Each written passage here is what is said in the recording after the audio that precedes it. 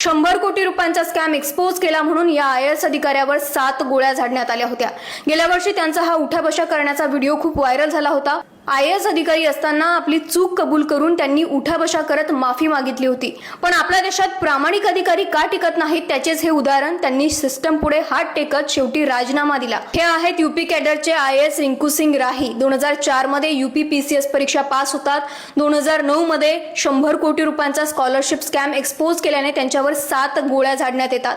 2 चेहऱ्यावर लागतात, कायमचं अपंगत्व येतं, तरीही हार न मानता 2022 मध्ये ते UPSC पास होतात आणि IAS होतात। पण नम्रता, सद्भावना ही मूल्य फक्त एथिक्सच्या पेपर पुरताच मर्यादित ठेवलेल्या सिस्टमला यांची नम्रता नाही पटत। जुलै 2025 ला शहाजहानपूर तहसील ऑफिसला एका क्लर्कला उघड्यावर लघवी करताना बघून रिंकू सिंग त्याला उठाबशा करायला सांगतात। पण तिथे उपस्थित असलेले वकील अस्वच्छ टॉयलेटला रिंकू सिंगला जबाबदार धरत त्यांनाच उठाबशा करायला सांगतात, ज्यांनी केवळ 1 दिवस आधी ड्युटी जॉईन केली होती।